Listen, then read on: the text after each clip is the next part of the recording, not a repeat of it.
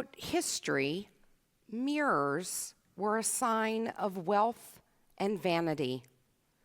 The first mirrors were only natural items, the reflection in a pool of water or off a polished stone. However, most people didn't have time or even a desire to stop and gaze at their reflection. Greek mythology tells the story of Narcissus, a young man who was so taken by his own reflection in a pool of water that he could not leave. While different versions of the story exist, the outcome was the same. He could not leave the reflection he saw. He turned down suitors who came to woo him away. He had to stay with his reflection, which he loved more than anything else. In that spot, without eating or physically caring for his body, he withered away and died. There grew the narcissus flower. And yes, this is how narcissism got its name. As one aware of Greek mythology, Socrates actually urged young people to look at themselves in natural mirrors. If they were beautiful, Socrates said that they should see this and become worthy of their beauty. If they were ugly, Socrates reasoned that they should know to, quote, hide their disgrace by learning. I expected a little more laughs than that. We are a learning community, but not ugly. Clearly, pun intended, there were many who saw themselves as beautiful because the desire for reflective pieces grew. Artisans tried all different methods, and finally glassblowers discovered that the use of a reflective silver metal within the glass provided for the best reflective surface. The early glass mirrors were almost exclusively found within royal homes. King Henry VIII was a collector of mirrors. At one time, a medium-sized Venetian mirror cost as much as a naval ship. For the royal, wealthy, and vain, appearance was everything, and they had to know what they looked like at any moment. The Industrial Revolution brought about more techniques for mirror making and widened their availability. But still, it wasn't until the late 19th, early 20th centuries that mirrors were a common household item. Consider today's society. It seems as if we're obsessed with mirrors. No longer just in our bathrooms or of decorative accents in gathering areas. Mirrors are everywhere. Thinking back to my childhood, it was only those who carried a purse who might keep a mirror in their bag with them. Joanne knows what I'm saying. Today, anyone with a smartphone has a mirror. Anyone with a camera that they just turn around has a mirror. Now, I will admit, I still carry a little mirror in my purse that I never use, and I always ask myself why I still carry it when I have a phone right there too. Hopefully, I'm not the only one that still carries a mirror. Okay. Religiously speaking, our biblical text warns us about too much vanity. King Solomon would not have liked the young Narcissus.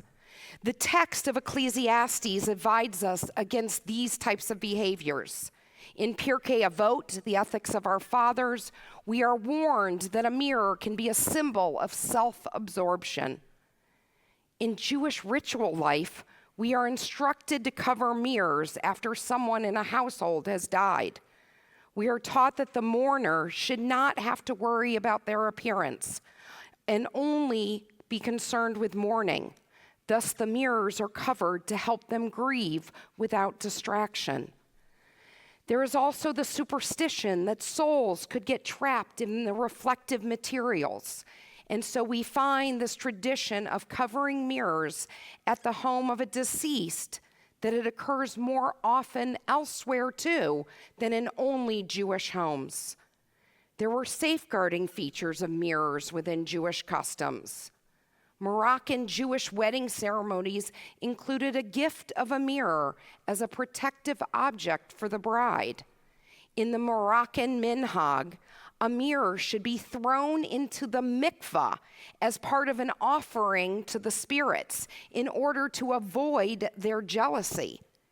It was thought that the mirror could offer protection by reflecting evil forces back towards these evil spirits and demons. So why all of this talk about the history of the mirror in these weeks before Rosh Hashanah? Why in these days of the month of Elul?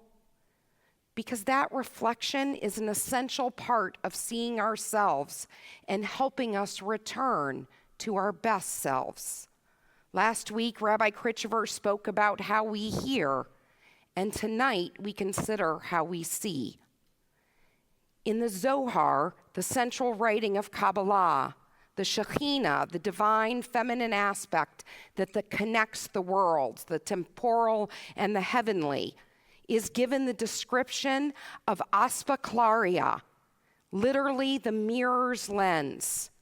In these teachings, the mirror is the entry to divine wisdom, if one takes the time to truly look deeper. Let us analyze this a bit. On the surface, when one looks into a mirror, they see the reverse of the image looking at the mirror, right?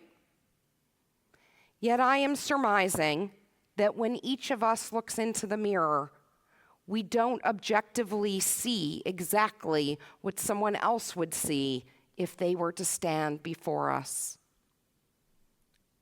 What is it that you see?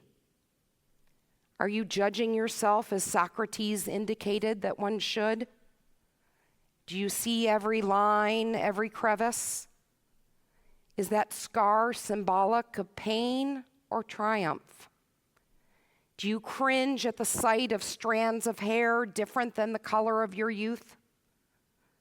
Do you stare at eyes that have known love and sorrow, or do you only look at the wrinkles and puffiness? Do you see only the reflection of the physical, or do you look deeper into your soul? During this month of Elul, and perhaps even this Shabbat, I encourage you to stand in front of a mirror and look at the reflection gazing back at you. If you cannot get past your perceived physical imperfections, grant yourself a moment to give the critiques. But then push yourself.